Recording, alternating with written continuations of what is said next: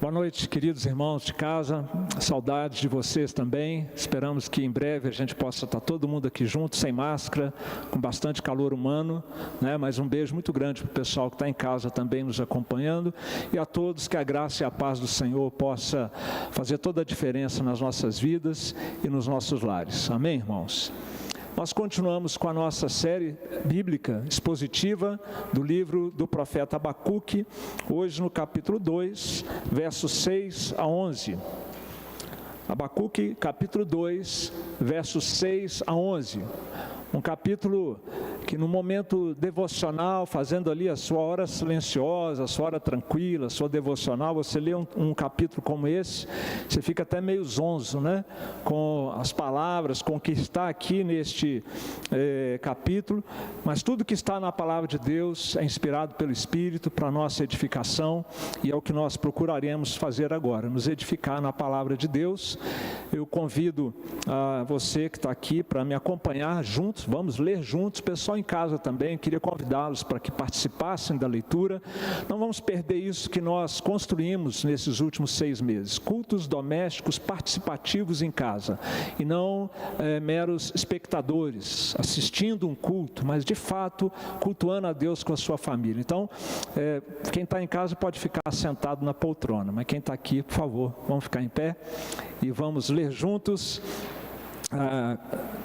todos esses versículos. Abacuque, capítulo 2, versos 6 a 11. Leamos juntos. Não levantarão, pois, todos estes contra ele um provérbio, um dito zombador? Dirão: ai daquele que acumula o que não é seu, até quando? E daquele que a si mesmo se carrega de penhores. Não se levantarão de repente os teus credores, e não despertarão os que te hão de abalar? Tu lhes servirás de despojo, visto como despojaste a muitas nações, todos os mais povos te despojarão a ti, por causa do sangue dos homens e da violência contra a terra, contra a cidade, contra todos os seus moradores. Ai daquele que ajunta em sua casa bens mal adquiridos, para pôr em lugar alto o seu ninho, a fim de livrar-se das garras do mal. Vergonha maquinaste para a tua casa, destruindo tu a muitos povos, pecaste contra a tua alma. Porque a pedra clamará da parede, e a trave lhe responderá do madeiramento. Podem se assentar, meus irmãos. Que o Espírito Santo do nosso Deus nos conduza e nos guie na entrega e no acolhimento da palavra de Deus no nosso coração nessa noite. Amém, irmãos? Meus queridos, violência, ganância, desejo desmedido a qualquer custo de uma vida boa, regalada, confortável e segura. A gente leu isso aqui, mas se você tiver um mínimo de conexão com o que está acontecendo no nosso Brasil hoje, atualmente, neste período crítico que nós estamos vivendo, você vai encontrar essas mesmas coisas acontecendo. Violência, ganância e uma ambição desmedida de enriquecimento ilícito. Vamos citar aqui o exemplo mais evidente dos nossos dias, que é agora chamado de Covidão, né? Teve o mensalão, o petrolão, agora o Covidão. Governadores, prefeitos, governantes, de um modo geral, sendo investigados pelo desvio do recurso público que deveria ser investido no tratamento da nossa população brasileira nesta pandemia, por causa desta pandemia. E hoje a Polícia Federal está investigando contratos que montam a quase 2 bilhões de reais, sob suspeita.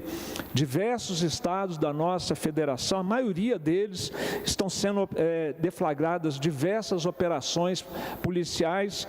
Já temos aí 120 presos, e a minha fonte é boa, estou falando de quem sabe do que está acontecendo, né? E tudo isso nada mais é do que uma expressão de violência contra a população, especialmente os mais vulneráveis, né? Aqueles que não podem pagar um plano de saúde, que dependem do serviço público. Quantas vidas nessa estatística, né, de óbitos pela Covid poderão ter partido por causa desses desvios? Como nós saberemos, não é verdade? Mas é o que a corrupção faz, a ganância faz, ela oprime, ela prejudica aqueles que são os mais necessitados. Meus irmãos, nós nos sentimos impotentes diante disso tudo, né? A gente olha para isso, a gente já acostumou com a corrupção no nosso país, endêmica, né? Desde o seu nascimento, né? Nos idos de 1500, isso já fazia parte da cultura do povo que aqui estava sendo formado. E o profeta Abacuque, ele se identificaria com a nossa situação hoje, ele se identificaria com o nosso sentimento hoje. Afinal, foi ele quem disse: por isso a lei se enfraquece e a justiça nunca prevalece. Os ímpios prejudicam os justos e assim a justiça é pervertida. Parece que ele antecipou o que nós estamos vivendo aqui. Eu acabei de ler o capítulo 1, verso 4 do livro do profeta Abacuque. E a gente fica então com essa coisa entalada na garganta, né? Vai ser sempre assim, isso nunca vai ter um fim, né? Eles não serão punidos, essas pessoas. E o profeta Abacuque, na verdade, Deus falando com o profeta Abacuque, traduz bem esse nosso sentimento. Agora sim, no capítulo e no versículo que nós lemos, eu vou ler na Nova Versão Internacional, que atualiza ainda mais o sentido dessas palavras. O Senhor diz: ai daquele que amontoa bens roubados e enriquece mediante extorsão, até quando isso continuará assim? Percebe então como nós estamos próximos desta passagem, meus irmãos? E no capítulo 2, de um modo geral, no parágrafo que nós estamos analisando nessa noite, nós encontramos a resposta para essa pergunta entalada na nossa garganta: até quando essas coisas continuarão assim? Tanto o Antigo Testamento quanto o Novo Testamento nos falam da maneira como Deus lida com esse tipo de situação. O modus operandi divino para tratar de situações exatamente assim, como da época de Abacuque e como da época em que nós estamos vivendo. Vocês se lembram daquele texto em que o apóstolo Paulo diz que importa que todos nós compareçamos perante o tribunal de Cristo, para que cada um receba segundo o bem ou o mal que tiver feito por meio do corpo. Lembram dessa passagem? Pois é em cima desta verdade do Novo Testamento, que está aqui também presente no livro do profeta Abacuque, que nós vamos procurar compreender essa passagem bíblica. De modo geral, esta passagem está nos ensinando, meus irmãos, que para o bem ou para o mal, todos nós vamos comparecer diante de Jesus e vamos prestar contas das nossas vidas. É sobre prestação de contas da nossa vida, da nossa existência, que esse texto nos encaminha na nossa reflexão desta noite, meus irmãos. Vamos fazer uma pequena retrospectiva do livro do profeta até aqui. Talvez nem todos tenham acompanhado os sermões anteriores, mas muito brevemente, o enredo desse livro tem a ver com uma oração, ou com orações do profeta e respostas de Deus ao profeta. Não é um livro que o profeta está falando ao povo, é um livro em que ele está falando com Deus e Deus está falando com ele. No primeiro capítulo do livro, Abacuque, ele olha em volta, fica angustiado com o que está vendo na geografia ali do Reino do Sul, de Judá. E ele fica então angustiado. O primeiro capítulo fala dessa angústia do profeta. No segundo capítulo, ele que olhou em volta, agora ele olha para cima e ouve o que Deus tem a dizer. E nesse momento então, Deus fala com ele a respeito da geografia da Babilônia, para onde o povo de Judá seria levado muito em breve. E finalmente, então, depois dele ouvir o que Deus tinha a dizer, ele olha adiante e ele adora a Deus, porque ele tem então suficiente segurança para saber que o reino de Deus está sendo encaminhado cada vez mais para a sua implantação no nosso mundo. Eu queria convidar você a olhar para esse livro, olhar para o nosso país, olhar para o nosso mundo, com a mesma visão do profeta Abacuque. Se a gente fizer só isso, a gente já pode ir para casa, que nós já aprendemos o suficiente. Olhe em volta, olhe o que está acontecendo. Eu espero que você se entristeça, como o justo Ló, que afligia a sua alma com a maldade à volta do seu mundo. Na nossa geografia, não de Judá, mas na nossa geografia brasileira, temos motivos de sobra para ficarmos angustiados. Mas olha para cima também. E ouça o que o Senhor tem a dizer, por meio do profeta, por meio da sua palavra e de toda a Bíblia Sagrada. E você, olhando para isso, se tranquilize em saber que Deus vai tratar a Babilônia dos nossos dias, a Babilônia do nosso mundo. E então, olhe para frente e adore a Deus, glorifique a Deus, porque o reino dele está vindo. Este é o enredo, essa é a estrutura do livro de Abacuque, e são 3 capítulos, cada um deles falando desses 3 olhares do profeta. Hoje, no 2º capítulo, então, nós estamos no momento em que ele olha para cima e ouve o que o Senhor tem a dizer sobre esta nação, que seria a vara de Deus nas costas do próprio povo de Deus, a nação babilônica. E quando Deus então fala com o profeta a partir do capítulo 2, ou no capítulo 2, sobre a Babilônia, o Senhor, lembram, ele diz, escreve a visão. E a visão, resumidamente falando, é a seguinte, num contexto como esse: os justos, os crentes, aqueles que foram justificados pelo sangue de Cristo, pela fé futura, como era o caso de Abacuque, pela fé passada, como é o nosso caso, nós olhamos para trás, mas sempre foi pela fé em Jesus Cristo, sempre foi pela fé no Messias. Os justos então viverão e atravessarão todas essas dificuldades pela fé e serão salvos eternamente pela fé. E os ímpios, da qual a Babilônia é um espécime extremamente emblemático, tanto que os profetas todos falam da Babilônia, inclusive João, o profeta lá do Apocalipse, ele vai falar de uma Babilônia metafórica, que representa exatamente esse mundo anti-Deus no qual nós estamos vivendo. Estas pessoas que não têm o temor de Deus, que não amam a Deus, que não são novas criaturas, fazem parte da Babilônia, e no seu devido tempo serão tratados. Os corruptos, que nos afligem tanto no nosso país, mas enfim, todo pecador rebelde faz parte dessa Babilônia e será tratado pelo Senhor no seu devido tempo. E aqui então, meus irmãos, neste momento em que nós entramos no capítulo 2, do verso 6 em diante, começam os ais contra a Babilônia. Nos primeiros versículos do capítulo 2, de 1 a 5, Deus só diz o seguinte, de modo geral: os ímpios não perecerão, não permanecerão, Babilônia não permanecerá. Mas agora,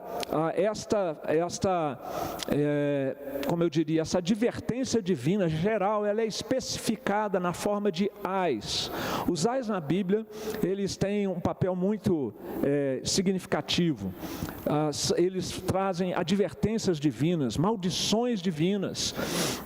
E aqui neste capítulo, então, hoje nós vamos tratar de 2 deles, mas no restante do capítulo nós veremos outros ais, e nestes ais, a respeito de Babilônia, Deus não está falando os ais para que a Babilônia ouça, Ele está falando para que a igreja ouça e se conforte. Que nós possamos ouvir os ais para a Babilônia e nos confortarmos em saber que Deus fará justiça neste nosso mundo. Vai chegar o tempo da justiça do Senhor. Esse é um tempo de tolerância, de graça, de misericórdia, mas ele tem hora para acabar e será quando chegar o momento da prestação de contas. Vamos fazer um breve resumo então, depois dessa retrospectiva, da passagem bíblica em questão. O que está acontecendo aqui, meus irmãos? A passagem começa falando da crueldade da Babilônia. Eles eram muito conhecidos pela maldade deles, pela crueldade deles. O verso 8 e 10 nos diz o seguinte: visto como despojaste a muitas nações, todos os mais povos te despojarão a ti, por causa do sangue dos homens e da violência contra a terra, contra a cidade e contra todos os seus moradores. Está falando de violência, de modo geral. Vergonha maquinaste para a tua casa, destruindo tu a muitos povos. Pecaste contra a sua alma. A indignação do nosso Deus contra a Babilônia não é porque eles tinham sido um instrumento para a disciplina de Israel, do povo de Judá. Deus queria isso, mas é que eles se excederam na crueldade deles. Eles foram com muita sede ao pote, com muita violência, derramaram sangue, foram violentos. E o profeta Jeremias, no capítulo 51, 34, nos dá um pouco mais de tinta e de cor nessa situação da maldade dos babilônicos, quando diz o seguinte: Nabucodonosor, rei da Babilônia, nos devorou, esmagou-nos e fez de nós um objeto inútil, como um monstro marinho nos tragou, encheu a sua barriga das nossas comidas finas e nos cuspiu fora, nos arrojou fora. Então por aqui você tem uma ideia então de como eles chegaram e de fato eles destruíram a cidade de Jerusalém, arrasaram a cidade até os seus fundamentos. Morreu, foi um verdadeiro banho de sangue. Então a violência era uma característica desta nação. Na sequência, o texto bíblico nos fala que havia uma motivação por trás dessa violência. Havia uma coisa lá no coração que os levava a se comportar dessa maneira. E essa motivação era a ganância, era a avareza, o orgulho daquele povo. No verso 6, quando fala então dos ais como um provérbio, né? Diz assim: dirão de ti, ai daquele que acumula o que não é seu. Até quando? E daquele que a si mesmo se carrega de penhores, não se levantarão de repente os seus credores, e não despertarão os que te hão de abalar? Tu lhes servirás de despojo. Ai daquele que ajunta em sua casa bens mal adquiridos. Me vem à memória aqui um apartamento onde encontraram 51 milhões de reais, se não me engano, no ano passado, aqui no Brasil. Ai daquele que ajunta em seu apartamento bens mal adquiridos, para pôr em lugar alto o seu ninho, a fim de livrar-se das garras do mal. A motivação deles, então, era arrogância, avareza, ambição desmedida.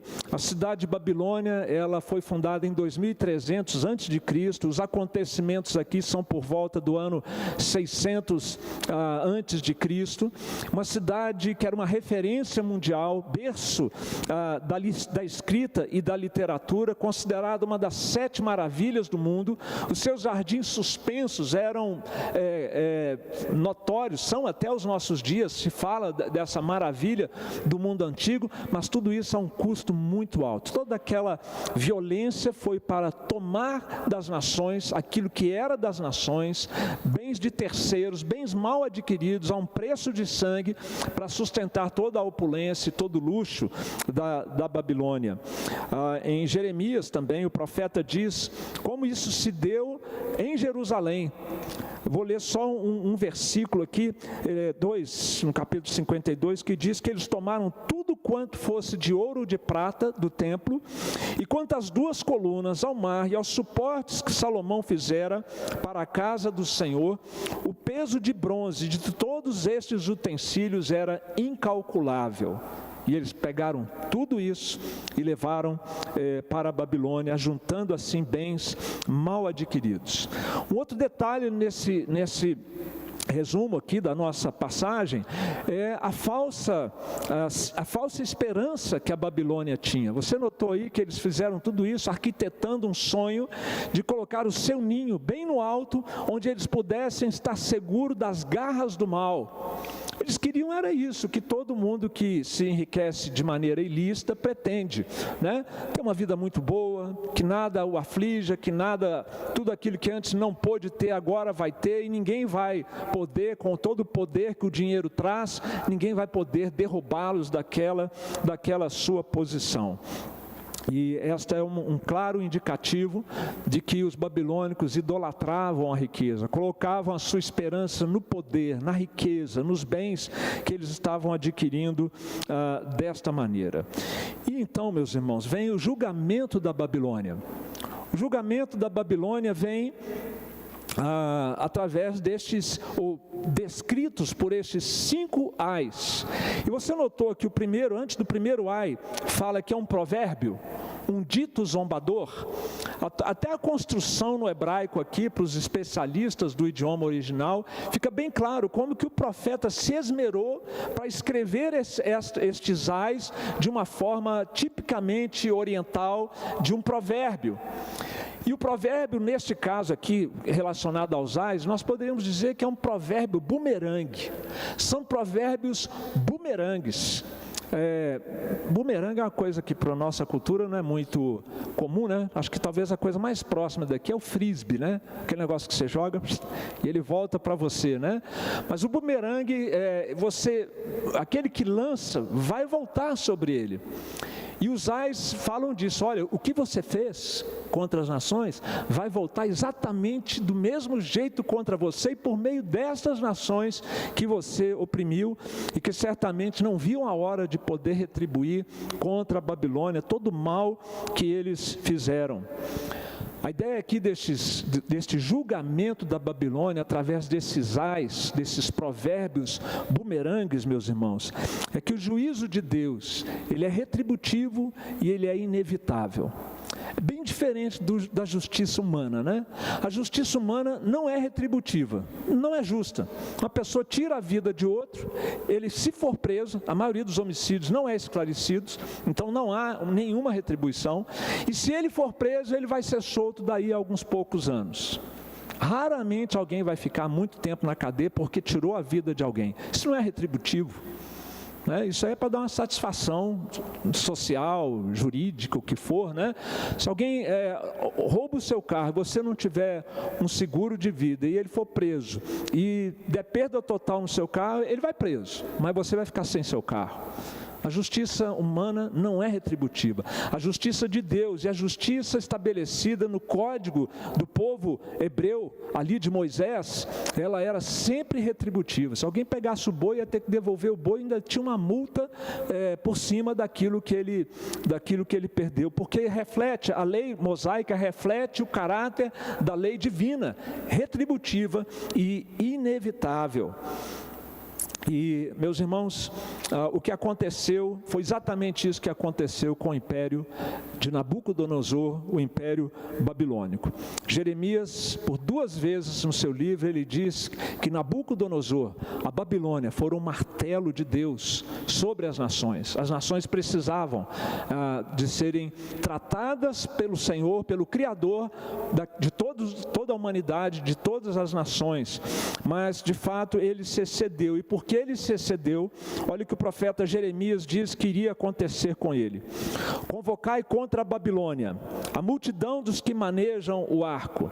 Acampai-vos contra ela em redor e ninguém escape. Retribuí-lhe segundo a sua obra, conforme tudo o que fez, assim fazei a ela, ó bumerangue. Porque se houve arrogantemente contra o Senhor, contra o Santo de Israel. E mais uma vez, no profeta Jeremias, ele diz o seguinte: aguçai as flechas, preparai os escudos.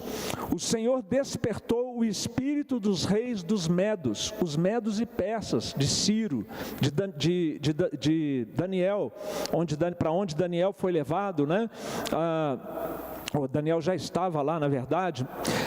O Senhor despertou o espírito dos reis dos medos, porque o seu intento contra a Babilônia é para a destruir, pois esta é a vingança do Senhor, a vingança do seu templo. Os livros da história, hoje, meus irmãos, contam sobre a queda da Babilônia, que outrora foi uma das superpotências mundiais. Saddam Hussein tentou reconstruir a Babilônia. Ele construiu um castelo, diz ele, nos moldes dos castelos da Babilônia antiga, sobre as ruínas da Babilônia. Ele encontrou lá um tijolo gravado o nome de Nabucodonosor, então ele mandou, grava o meu nome aí também, para ficar registrado aqui no meu castelo. E ele inaugurou esse castelo em 1987. Hoje é um castelo abandonado, desde que os americanos invadiram ali em 2003. E o fato é que, se alguém quiser saber sobre a Babilônia, ele tem que ir lá nas ruínas ou ir para um museu, porque Babilônia não existe mais. Ela foi julgada pela mão de Deus por causa do seu excesso, da sua crueldade e da sua ganância. Em resumo, meus irmãos, o mal que o Império Babilônico fez contra todas essas nações, contra tantas nações, se voltou contra o próprio império, que teve um final histórico trágico. Ok, irmãos? Essa é a história. O reverendo Heber Júnior, um dos pastores da nossa igreja, ele faz uma consideração muito interessante sobre esta história, do livro do Abacuque, do capítulo de hoje.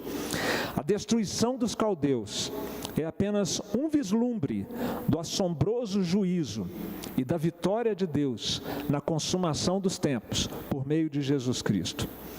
Assim como aconteceu ali, naquela realidade que nós estamos descrevendo, numa proporção e numa escala mundial, universal, acontecerá na vinda de Jesus, onde todos nós prestaremos contas do bem e do mal, para o bem ou para o mal, todos nós prestaremos contas, e será diante do Cordeiro.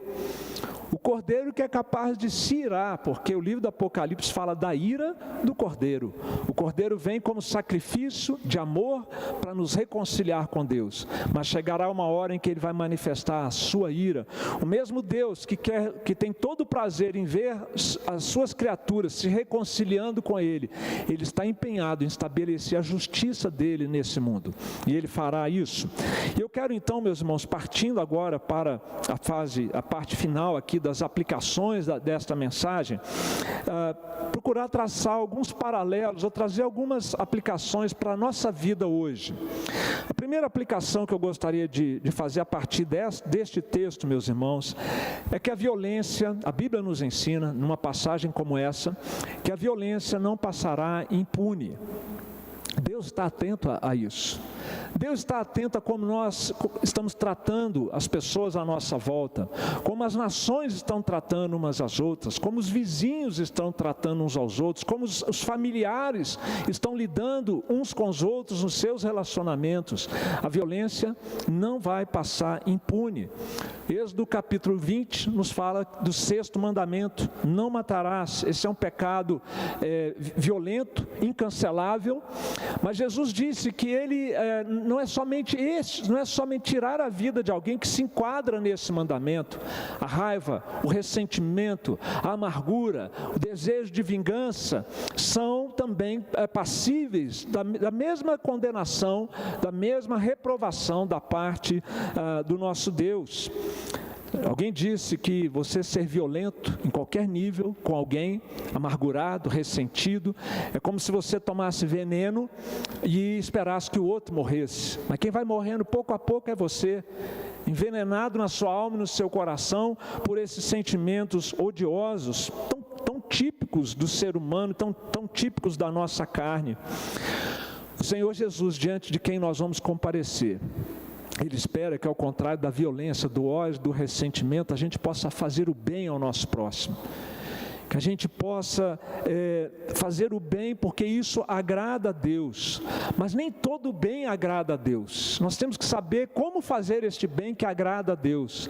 Sabia que tem bem que você faz, que a pessoa pode fazer, que não agrada a Deus? É uma coisa boa, mas não agrada a Deus. Quero demonstrar como é que isso funciona.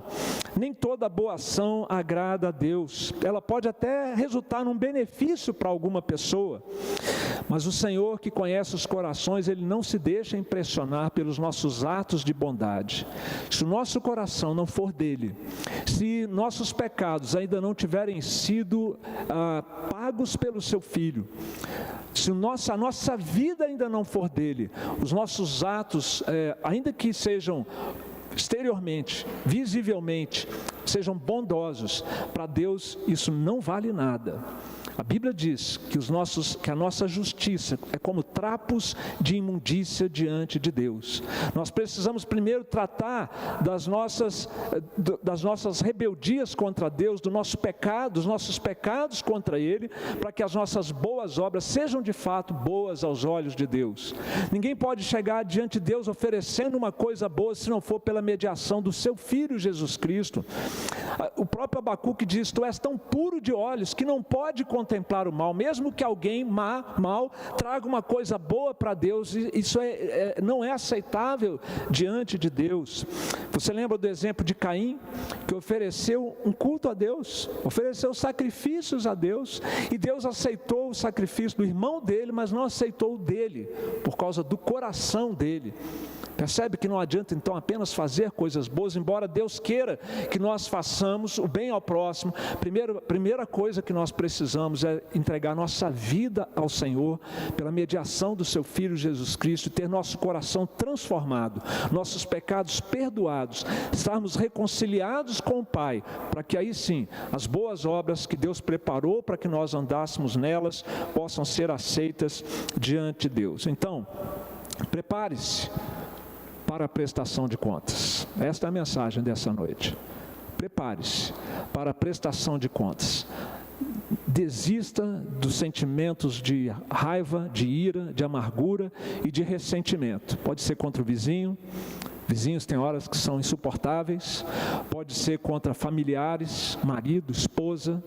É hora da gente aprender a fazer o bem a quem nos faz o mal, mas desde que o nosso coração já esteja de fato entregue ao nosso Deus. Deixe então que esse amor de Deus transborde do seu coração na direção de outras pessoas. Não tente fazer isso apenas com o seu amor, com a sua capacidade.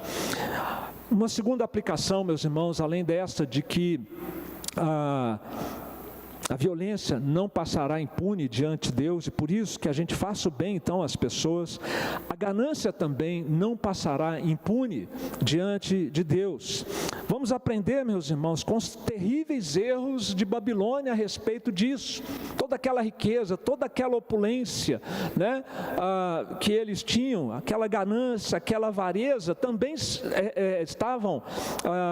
foram a raiz da quebra de 2 mandamentos. A palavra de Deus diz para você não furtar e para você não cobiçar. Babilônia fez isso, cobiçou as riquezas das nações, cobiçou as riquezas do templo em Jerusalém, roubou tudo aquilo e levou para o seu país, para o seu império. E esta cobiça avarenta foi a causa do grande mal que sobreveio sobre Babilônia e que nós já descrevemos aqui. Há um provérbio, meus irmãos, que diz o que acontece com o avarento. O que é ávido por lucro desonesto transtorna a sua casa, mas o que odeia o suborno, esse viverá. Olha esse mesmo versículo na NVI, como fica também interessante. O avarento põe a sua família em apuros, mas quem repudia o suborno viverá. Eu falei aqui que tem 120 pessoas presas hoje por causa do Covidão. E outros mais acontecerão. Suas famílias hoje estão em apuros financeiros, morais, relacionais, tudo isso por causa da ganância e da avareza. Diante de Cristo, nosso coração vai ser vasculhado naquele grande dia na sua presença, a nossa vida vai ser repassada, toda ela, diante do Senhor, e Ele espera nessa hora ver, se você é um cristão de fato, uma nova criatura, um discípulo de Cristo, Ele espera ver naquela hora, que você teve no seu estilo de vida a marca da generosidade e não da avareza, não do apego, do amor ao dinheiro, mas da liberalidade com aquilo que o Senhor lhe tem dado. O apóstolo Paulo disse que o cristão ele tem que aprender não apenas a não roubar mais como Babilônia fazia, mas trabalhar para ter com que se sustentar e acudir o necessitado. Esse é o ciclo completo da transformação de um coração na área da avareza, do furto, da cobiça.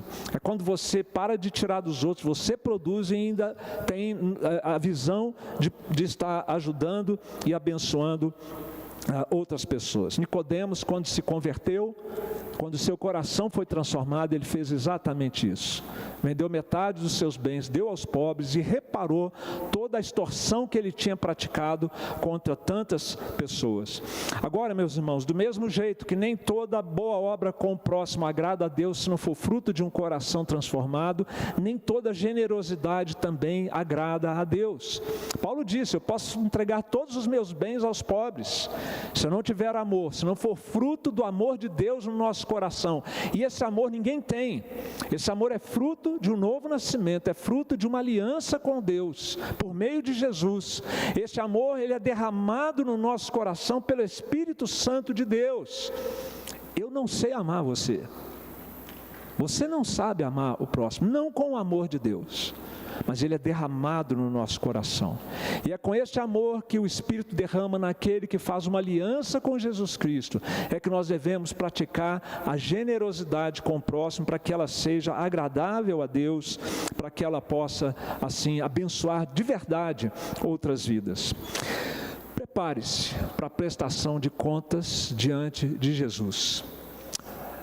Se liberte da avareza, que muitas vezes o impede de ser dizimista, que muitas vezes o impede de ajudar outras pessoas, de ofertar, de ter os olhos abertos para necessidades na família e na vizinhança. Se liberte disso pelo poder de Cristo e permita que o amor de Deus possa jorrar do seu coração, decidindo ser generoso. É uma decisão, meus irmãos, é uma decisão colocar no orçamento doméstico, no orçamento pessoal, recursos para nós sermos generosos com outras pessoas. E finalmente, meus irmãos, uma última aplicação: a falta de confiança em Deus não passará impune. Nem a violência, nem a ganância, nem a falta de confiança em Deus. Babilônia conseguiu ainda quebrar mais 2 mandamentos, só aqui nessas passagens. Ao invés de colocarem toda a sua confiança em Deus, o Criador do céu e da terra, como lá na frente, em outro momento, Nabucodonosor foi aprender, eles colocavam a sua confiança em outro Deus. O Deus deles chamava poder, riqueza, bens, poderio militar. Era ali que eles colocavam o seu alto ninho. Era nestas coisas que eles contavam para se protegerem do mal. Não há exército ou dinheiro que providencie, meus irmãos, segurança plena. E como nós facilmente colocamos a nossa confiança nos nossos bens, nas nossas riquezas, na nossa saúde, nos nossos projetos, em pessoas. A palavra de Deus no profeta Jeremias também diz: maldito o homem que confia no homem e faz da carne mortal o seu braço e aparta o seu coração do Senhor. É preciso colocar então, meus irmãos, a nossa fé, a nossa esperança no Senhor e não em nada mais que possa ocupar o lugar dele na nossa vida. Prepare-se para o encontro com Cristo.